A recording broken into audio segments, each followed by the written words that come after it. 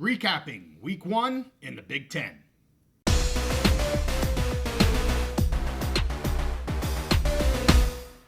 College football is back, and we're back on the Big Mountain. Well, we finally got here, Steve. Week 1. What an awesome weekend it was.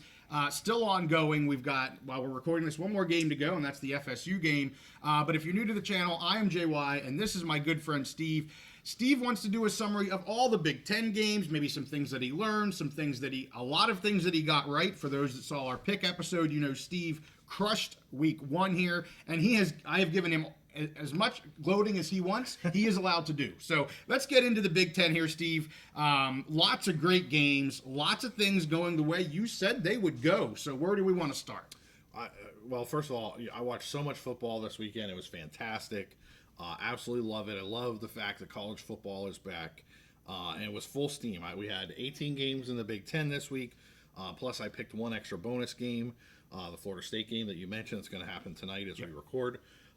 So you gave me the opportunity to gloat, so I'm going to gloat a little bit. Absolutely. So I picked 18 Big Ten games. So I went 15-3 on my Big Ten picks, just overall in the Big Ten, and including 3-0 on the locks. So we always tell our viewers that's really what you want to focus on. If you're looking at those, making bets, focus on those locks. So I hope you made some money. I hope you went heavy on those locks, because we went 3-0. It was awesome.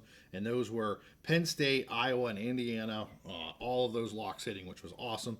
But just a great week overall. Excuse me, in the Big Ten. Lots of awesome games. Yep. So I'm ready to get right into it. Oh, yeah. Okay, so the first game, Thursday night, Howard at Rutgers. You know, I've been high on Rutgers this year. I think their over-under win total was 6.5, and I locked the over. I still feel great about that. They were a big favorite in this game. Yeah. And they did. I saw everything from Rutgers that I wanted to see. Manungai went crazy rushing the ball, and you'd think he would be able to do that against Howard. So their defense, I thought, looked good. Kaliak Manis, the Greek rifle, he did exactly what they need him to do. And here's the thing: a lot of people, they think, in Minnesota, he was supposed to be that guy that could, when they're at 3rd and 20, he could pick up 20 yards with his arm, and that's why they call him the Greek rifle. Well, in this offense, in this Rutgers offense, he's asked to do something completely different. They're mixing the run game and the pass game, and he was very efficient, just getting 6 yards here, 7 yards there, just distributing the ball, not really asking to push the ball down the field that much. He ended up with 3 passing touchdowns. Just a good, solid day for him. Yeah. And I saw everything that I want to see. He's facilitating this offense. So still feel great about Rutgers this year. I think they're going to be one of the surprise teams in the Big Ten, because I think they've improved. Yeah. And I think they have an easy schedule, which we've talked about quite a bit. And they covered at the very, very end. I remember, I think you switched to another game. Yeah. And then I texted you and you covered, and you went, "What are you talking about?" And it was like 10 seconds left, and they stopped them on 4th down. Then they ended up running it in and scoring a touchdown there at the very end. So they got the cover by the skin of their teeth, but they got it. Yeah, they were 20. It was a big line, 26.5 points. They controlled the game all the time. I think maybe Howard got some points like they were covered, but then not covered. Right. But what I'll say is Rutgers, man, Greg Schiano, he kept his foot on the pedal the whole time. They were excited to score that last touchdown. They won it. There was no let up in that game. I really think they came out to basically give a message to everybody, put everybody on notice. They are coming out to win games and to stomp the football down your throat, basically. And they did. Yeah. So moving on, UNC and Minnesota. Yeah. I picked UNC plus some points in this game. I said I'm down on Mini this year. I think if I remember correctly, I had them winning 4 games this year. And everything I saw Thursday, I think it was Thursday night, still I'm down on Mini. Okay. I don't know where they're going to get their offense. Their defense was okay in the first half. UNC's quarterback Johnson was a little bit rough at different times, and then he ended up getting knocked out of the game, and they brought someone else in. But Mini, I honestly, watching that game, I can't find any positives about that team, about that game.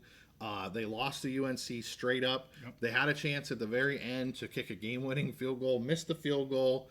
But they set off the celebratory fireworks anyways. Right. So it's just, I think it's going to be a lot of bumps and bruises, mostly just for a talent reason. Like, I think PJ Fleck is a decent coach. I really haven't dropped my opinion of him. There is a little bit of a smoke and mirrors thing with him, and normally in the past it was okay, he can get some guys in there and they can win some games, whatever. But man, in this modern version of the Big Ten, where we just brought in 4 teams from the West Coast that all have talent, Mini to me is dropping further back, and I didn't see anything about them that would make me think they're going to win more than about 4 games this year. Well, and from a kicker that they had, I mean, he missed multiple attempts. He hit the upright from a chip shot earlier in the game. Then he missed that field goal at the end of the game. And this was a kicker that had stellar numbers coming into the game, and just had an off night for him. I watched some of that game. I was kind of clicking back and forth between games, but I did watch some of that game as well. Yeah, Mini they're riding a struggle bus. Yeah. Okay, so my next game, it was Eastern Illinois at Illinois. It was a big spread. I picked Illinois to cover the spread. Again, they did everything that I wanted to see from them. They easily covered the spread. I think they won 45-0 against Eastern Illinois. Not a good team, but we've seen other teams this weekend, Power 4 teams or whatever, struggle and maybe not do as well. Well, Illinois did very well. Ran the ball, played good defense, and Altmaier. We talked about Altmaier. He had a horrible game last year against Penn State, but after that game, he had a good string of games, and then he got hurt late in the season. Yeah. I think he's going to be a positive for them. He had 4 touchdown passes, nothing to sneeze at, even though it's a lower opponent. So if I'm an Illinois fan, again, I don't think I'm at that level where I think we're going to compete for a Big Ten championship. Yeah. But I'm happy with what I saw. And I'm happy for, the opportunity. I think they're set up nice to have a winning season, get to a bowl game. And everything I saw matched that. Confirms your thoughts. Exactly. Good. So now we're kind of flip-flopping. So Michigan State here, okay? Yeah. I said I thought that Michigan State would have some difficulties early in the season. And this coach, I think he'll do fine there. I think he was a good hire, and they brought over, and now the name is escaping me. Aiden Childs? He looked good at times, and I think he'll be a good quarterback in the Big Ten. But they're still trying to figure out everything. They have this new roster they brought in, transfer players, and what was left over from just a bad team last year. Yeah. So I said Michigan State would struggle this year. I picked Florida Atlantic plus the points. And what was the ending score here? It was fairly close. Yeah, Michigan State did win the game 16-10. Yep. So Florida Atlantic covered. But I mean, honestly, these teams looked pretty even. Yes. And you would think a Big Ten team would be able to have their way with a school like Florida Atlantic. So, I won my pick on there, but more of the focus is I think it's going to take some time for Michigan State. Again, maybe we see next year, a year from now at this time. I do think Aiden Childs will be a good quarterback, and I think the coaching staff will get it together. Yeah. But for this year, I think they're just going to kind of continue to struggle, at least in this first half of the season for sure. Yep. Okay. So moving on, Maryland and UConn. It was a pretty big point spread, but maybe not as big as you and I thought it would be. Right. Maryland was 20 point favorites, and I picked them to easily cover, and they did. UConn is just such a bad team. I don't know that we know a lot about Maryland at this point. When they play these crappy teams, they're maybe just above the bottom third of the Big Ten, or right at that line. So when they play these crappy teams, they're going to win. But we don't know a lot about Maryland yet. But they did what they needed to do and covered that game. And the only thing that we know coming out of here is what we already knew, which was UConn is a bad team. Right. Okay, so the next game we have here is Penn State at West Virginia. This was a game. This was our first lock, and everybody knows I'm a Penn State fan. So Penn State easily covered. They were the better team. But I want to talk more about what we know coming out of this game, or what were the questions before, and what kind of did we get answered. The new offensive coordinator for Penn State, Andy Koldenicki, he came in, he brought that system over from Kansas, right? And that whole system is predicated on let's use a lot of shifts, a lot of motion, try and confuse the defense, put them in a position where they have to choose to go one way or the other, and then the quarterback makes that read based on how the defenses choose, and bam, his job is to get the ball out quick and early to his playmakers. Yep. And Drew Aller did that yesterday. He didn't have a perfect game, but boy, you want to see big plays. You saw big plays where they're pushing the ball down the field, totally different than last year. Nick Singleton, I think, had 2 rushes for over 40 yards, which he had none last year. His freshman year, he had 7 rushes for over 40 yards. So we saw big gains in the running game, big pass plays. Drew Aller hitting some dimes, pushing the ball down the field.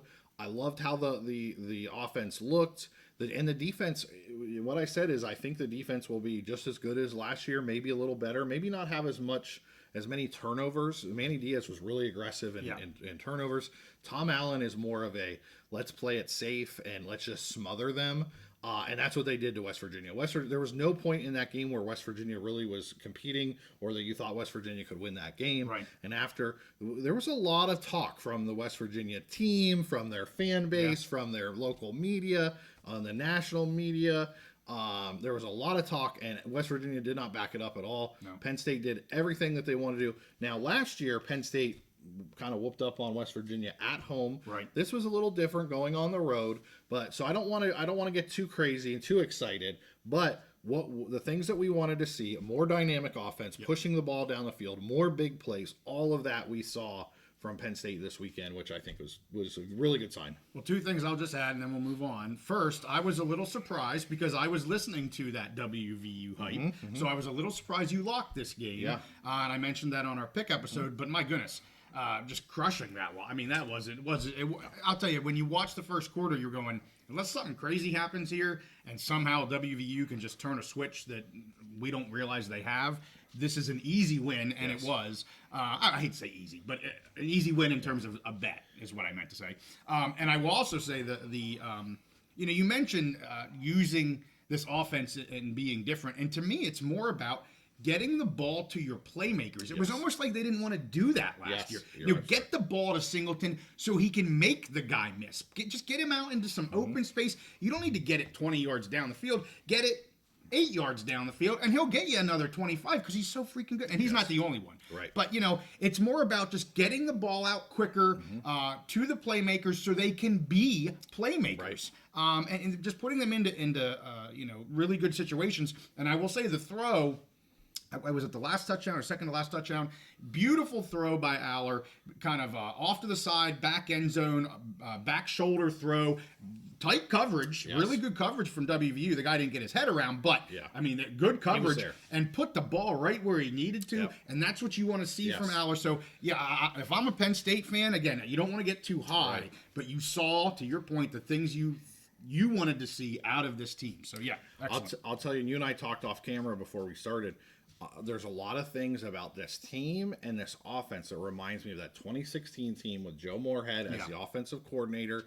And again, that was all about confusing the defense, putting them in positions where they have to basically pick their own poison. Right. Yep. And once you let them pick your poison, then you get the ball in the hands of the playmaker and let them cook. Let them do what they do. Yes. And Love so it. We'll see if that continues. So that was my first lock win. So 1-0 in the locks after that.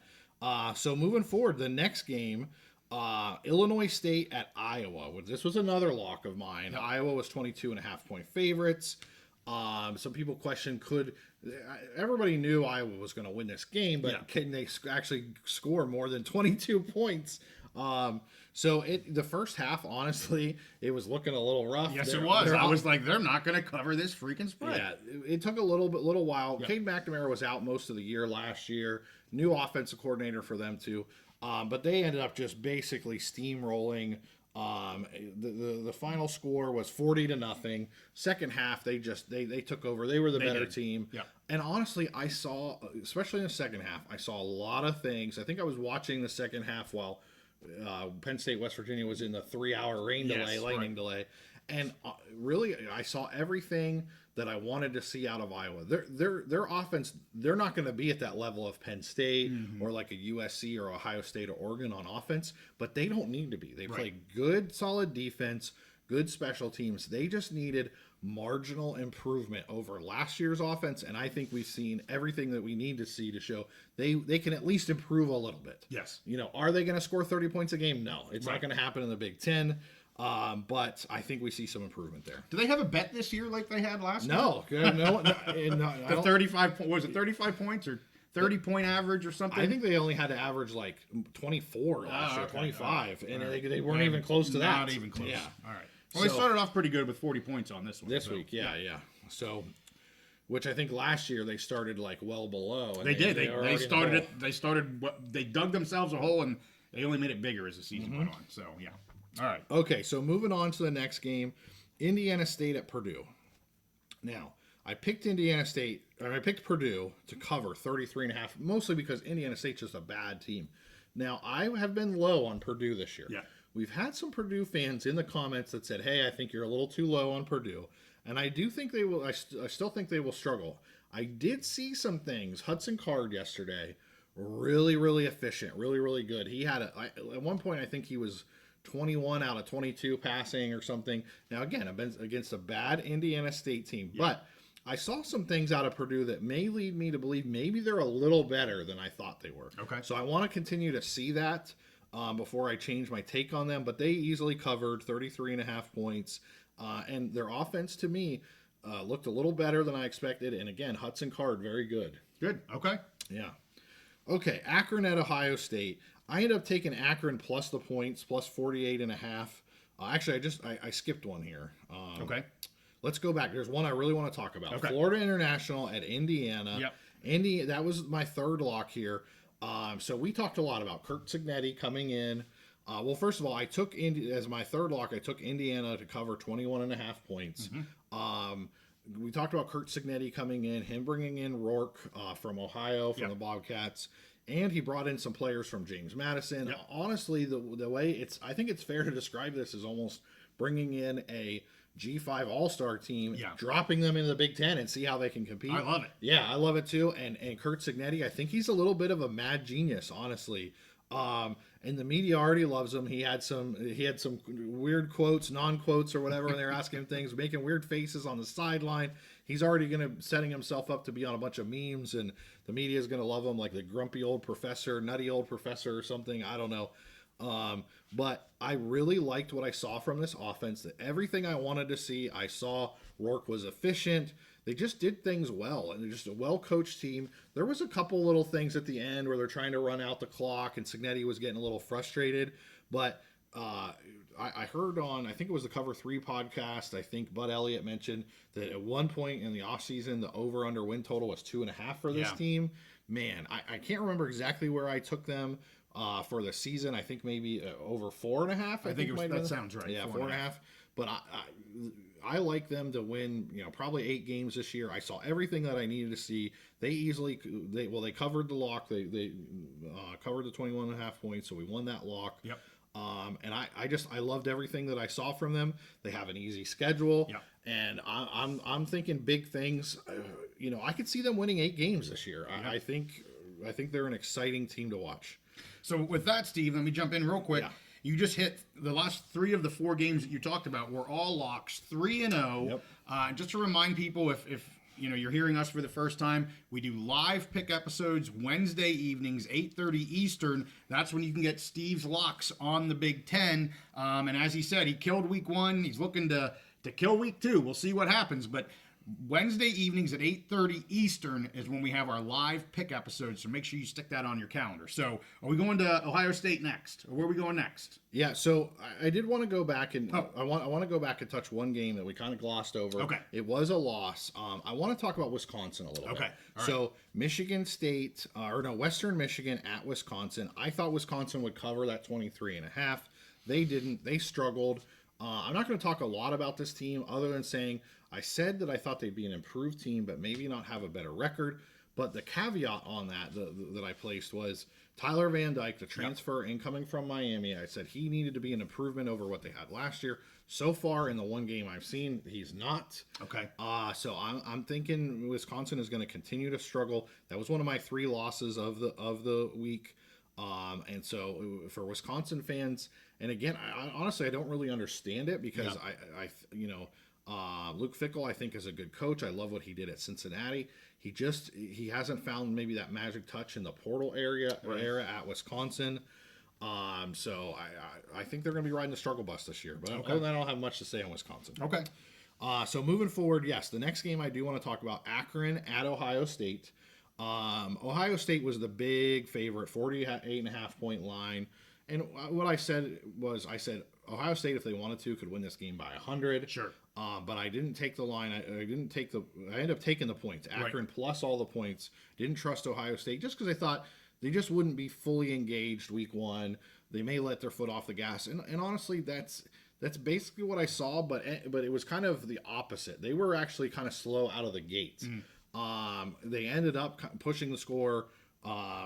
Pretty good, but not covering the points. So that was a win for us, taking Akron plus the points. But Ohio State, Will Howard was okay, but not maybe if I'm an Ohio State fan, I'm saying, okay, we did what we had to do. Right. However, there's a little inkling of doubt maybe in the back of my mind, like, hey, is Will Howard actually the guy we thought was going to come in here? And maybe the team just kind of took Akron lightly. Yeah. So I'm not ready to downgrade my expectations. I've said I think Ohio State is the best team on paper in the Big Ten. They have a pretty easy schedule, and I expect them to be the Big Ten champions. Yeah. So I'm not ready to downgrade those expectations, but maybe there's a little trickle of doubt after that first game. Okay. But I was happy to hit the pick of Akron plus 49. Absolutely, yeah, for sure. Okay. All right, next game, UTEP at Nebraska. Nebraska was 27.5 point favorites. I thought about locking this game. I think this might have been one that we talked about. Yes. If it was down around 23.5, I would have locked it. Nebraska is just a better team. The big thing with them, they were a good team last year. They just had bad quarterback play. They bring in Dylan Raiola, and I've said from the beginning, I don't care that this kid is a rookie freshman. This kid is something special, and he is. Honestly, I think by the end of the season, he will be probably the top 5 quarterback in the Big Ten. Wow. He has confidence. He did everything that he needed to do yesterday. He's not perfect yet. He still has room for growth, but he did everything that he needed to do. UTEP gave a little bit of a fight, but Nebraska easily covered that 27.5 points. They're just a better team. There's a lot of, I think, maybe national media doubting Nebraska this year. I picked them to go over their win total and possibly compete for that 4th playoff spot, and everything I saw, they're on track. I like everything that I saw about Nebraska this week. That's the game that I watched, and I think Fox kind of crossed over to that when the Penn State game was on the rain delay, the storm delay. So I was watching some of that game, and I agree. Raiola looked really good. Rule is in command of this team. Yes. And we've said multiple times, we'll say it on the Mountain West review as well, when you have a quarterback and a coach that are on the same page and linked together, and again, small sample size right now, but it certainly looks like that's going to be the case. Great things can happen on that team. So I'm anxious to watch Nebraska moving forward. Yeah, in the final score, they won 40-7, so very comfortably covering that line. The next game, okay, I got this game wrong. Okay. I picked Miami of Ohio visiting Northwestern. Right. I picked Miami plus 2.5, and I said they might win outright. Well, they didn't. Northwestern won, so as you see, I'm wearing my Northwestern hat today, and great win for them. This to me was a big, one of the top MAC teams versus a team that I picked towards the end of the bottom half of the Big Ten, and Northwestern did what they had to do. They got a win. They played in that new stadium, temporary stadium, right on the lake. I mean, you look at it looks like it's 10 feet from the edge of the lake. Oh, it is. It's right there. Yeah, it's right there. Yeah. And there were reports, I think the temperature was in the high 60s, and there were reports that people were saying, like, we need a jacket for this game. Labor Day weekend, because there was just a cool wind coming off the lake. So I know they're not playing any games there late in the season, but even a month from now, like we get into, beginning of October, we'll see how that plays out. So Northwestern, they've already, they're already beating my expectations. So good for them. They got that win. So I'm representing the Wildcats today. Great job. And I'm going to go back to our pick episode, and Steve's a man of his word. I said, if Northwestern wins this game, I need you to wear your Northwestern hat, and so you are. So thank you for wearing the Northwestern. And I'm hopeful Northwestern can continue to do well, and will yet again, Northwestern, you and I will convince Steve to maybe start picking Northwestern. And that's not a knock on you. Again, I'm not one to talk bad about somebody that just went 15-3 for crying out loud. However, I am a Northwestern fan, and not fan, but I'm kind of got a hold of them last year when we were doing the picks episode. Yeah. So I just watched them mainly because I want you to wear that hat. That's perfect. Okay. I'm all purpled out today. That's right. Northwestern won 13-6, so it wasn't necessarily like a convincing stomping win, but they got the win, which is. But it's a good team. The Redhawks team is a very good team. Solid G5 team. Yep. Okay, so moving forward to the next game, this is one that I think you and I disagreed on. UCLA at Hawaii. Yep. I picked Hawaii plus 14.5. And the two reasons why. One, when you travel to Hawaii, just weird stuff happens sometimes. Yep. And two, I said I think it was going to take UCLA some time. They have a brand new head coach. They had a rough time last year. The strength of their team the last 2 years was their defense. Well, Danton Lin left there and went to USC. We're going to talk about that game later. Yep. So to me, they lost their best coach. They lost some of their best defensive players, and it's just going to take a while. So the final score ended up being UCLA won 16-13. Yes. But Hawaii gave them everything that they could handle. It was back and forth at the very end. I mean, Hawaii had a chance to win this game on the final drive. Yep. So UCLA squeaks out of there, but Hawaii was the winner plus 14.5. Very, very close game. And honestly, almost exactly what I expected. I was surprised because I didn't think Hawaii would be able to keep it low scoring. I was really down on Hawaii from their first game against Delaware State, and I just went off of that. Yeah. I think without having that game, I probably would have been with you and taken the 2 touchdowns with Hawaii. But man, I hated what I saw in that first game from Hawaii. Yeah. This is a win for Hawaii. I mean, a 3-point loss to UCLA, absolutely nothing to sneeze at there, and the chance to win the game. Yeah. I'm very happy. You always want to win the game. Don't get me wrong. Rainbows. I know you wanted to win the Warriors. You wanted to win that game. But a 3-point loss to a very solid Big Ten team. I'll take that as a big W for the Mountain West, and we'll talk about that game on the Mountain West summary video as well. So the next game is another Mountain West. Yes. And Big Ten clash. So we had 2 of them. This one we agreed on. Yes. This game, both of us, we thought Fresno would give Michigan everything they could handle, and then most likely Michigan they have more talent, more the guys up front on both sides of the line. The defense, all that kind of stuff. They probably would just, use that and win out towards the end. Right. That's what we predicted. We got a lot of hate in the comments on 2 different videos from all these Michigan fans who, the Michigan fans, all they had to say was, no, that's stupid, go blue. Right. Okay, well, great analysis. Right. But we were spot on our analysis of this game. Fresno State stayed in it, gave Michigan all they could handle. I thought Mikey Keene did a good job. He did. Most of the game. He throws that pick 6 late to an All-American, Will Johnson, the cornerback. The guy jumped the route. He was expecting it. They were down. Fresno was down 13, was driving. I mean, Michigan was starting to lose their composure. They were driving. Looks like maybe they could go down and score a touchdown, get it back to 6 points. And they throw the pick 6. That's the thing. You have a talented player, the caliber of Will Johnson. Mm-hmm. One mistake, that dude, boom, 6 points the other way. It is what it is. They're just a little bit better team. But I have a few takeaways. So I'll just touch on Fresno real quick because you're going to touch on them in the Mountain West episode more. Yeah. But Fresno, they have nothing to be ashamed of. They came in, they looked good, they handled their business. Right. Nothing to be ashamed of whatsoever. If I'm Michigan, I still don't know who my quarterback is. Okay. Right. The starter did okay. They brought in Orji. They were just okay. They were good enough to beat a Mountain West team at home, at their own place. But if I'm Michigan, I'm thinking, who is my starting quarterback? Do I have a starting quarterback that's going to be playoff caliber? Yeah. And I'm worried, about this season and playing in the Big Ten. They did not dominate at all. There's no way you could watch this game and say they dominated. Right. I think all the things that we brought up, losing their entire offensive line, losing most of their offensive coaching staff, they look sluggish. They started slow. And yes, their defense is still good. They have a great D line. They have Johnson on there and on the corner. Whenever they were rotating a lot, and whenever he was in the game, it was dramatic. He was all over the field in pass coverage and coming down into the box. Wherever he wanted to go, he was making plays. Yeah.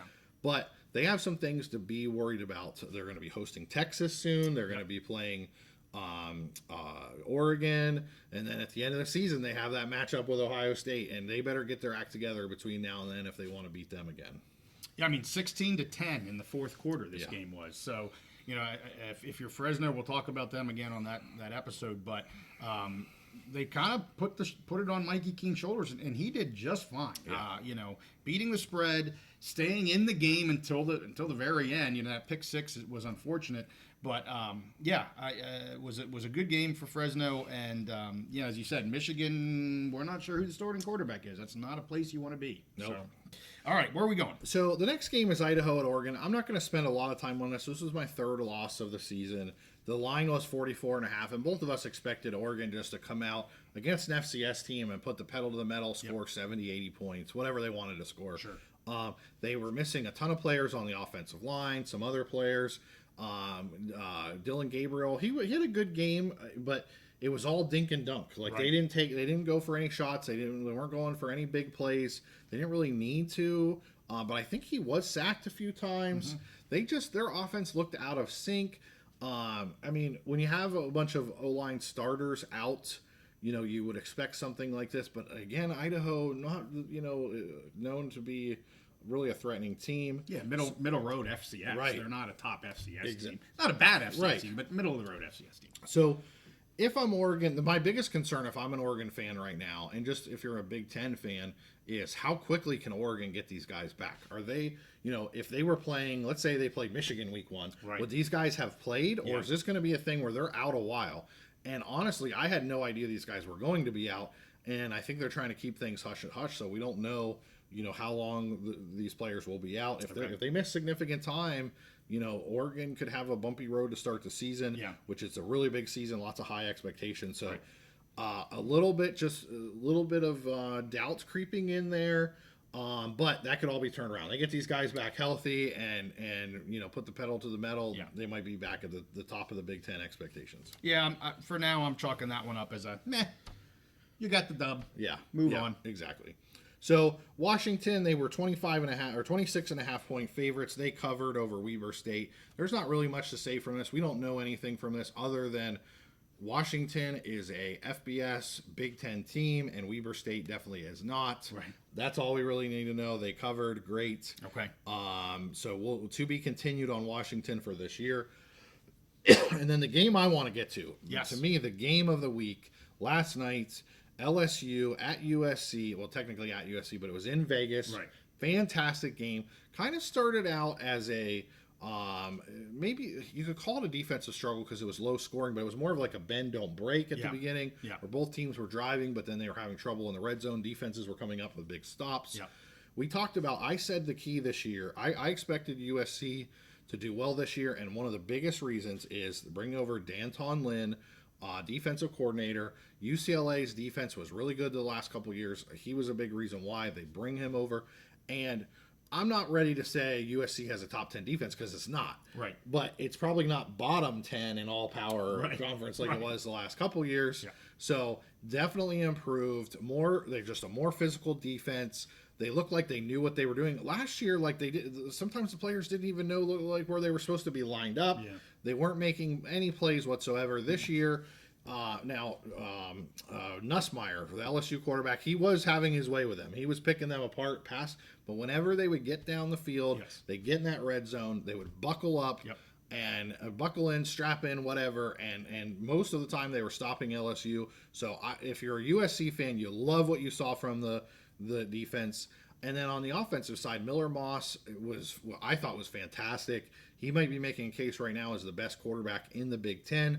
We saw last year in the bowl game, he was the MVP of the bowl game. He was fantastic. I think he threw 6 touchdown passes. And our big question was, can he carry that over into the regular season, into Big Ten play?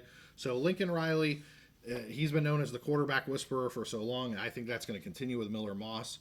The big question is, was this a fluke against the defense? Was it a fluke against the LSU offense? Or can they continue just even that level of improvement into Big Ten play?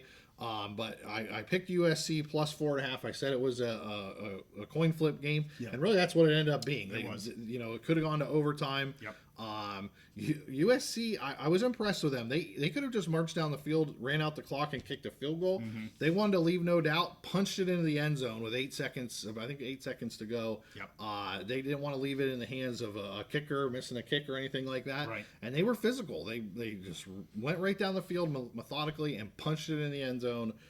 And won the game straight up. So that was my 15th win of the weekend, which I was really happy about. And again, if I'm a USC fan, I'm really happy about everything I saw.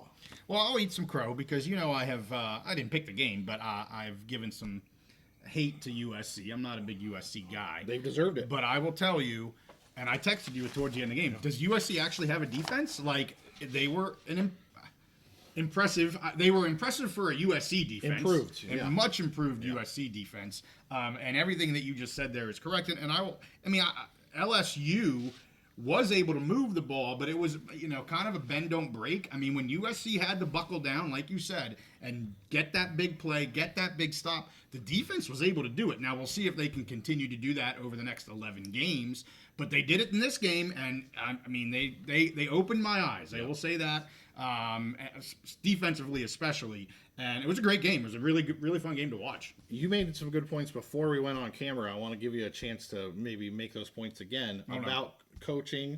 Yeah. D'Anton Lynn, do you remember? Do you want to? Well, I just, we were talking about there's everybody gets focused on these transfers and these players and things, and we've talked about coaching, before, and you really follow coaching. Yep. And that is if you want to know where a team's going to be at moving into the year, if they had a coaching change, coordinator change or something like that, and that coach has a pedigree of creating a good defense or a good offense, and I'll look at USC and PSU. Again, it's just single games that we're talking about here, so we'll see how that plays out. But my goodness, the change with Penn State and the change with USC, and yes, some players changed. Yeah. But to get that type of change, that comes from coaching, coordinating. That doesn't come from one or two players that you picked up in the transfer portal because they're so daggone amazing. Yes, that can help, but that is not how you're going to get that massive switch. So I give a lot of shout outs to these coaches and these coordinators. Yep. When you see that type of a turnaround potentially, that's where it's coming from, in my opinion. So, and a lot of people, people will say it, but they love to talk about the playmakers. Yeah, it's easy to talk about that. I get it. But you get the scheming and all of that from the coaching. Totally agree with you. And so I'll say, and just kind of close this segment up, look what we've seen in the Big Ten the last couple of years. Schiano has come into Rutgers, turned that program around. Yep. And I've had no love for Rutgers over the past, that. Yes. But he's turned that program around. You can't argue it. Matt Rule in Nebraska, it certainly looks like he's on track to do, and he's done this before. He has the track record. It looks like he's doing that. Yep. This year, Signetti in Indiana, we'll see. It's going to be a long season, but I think we already are seeing the kind of the hallmarks of what he's done other places.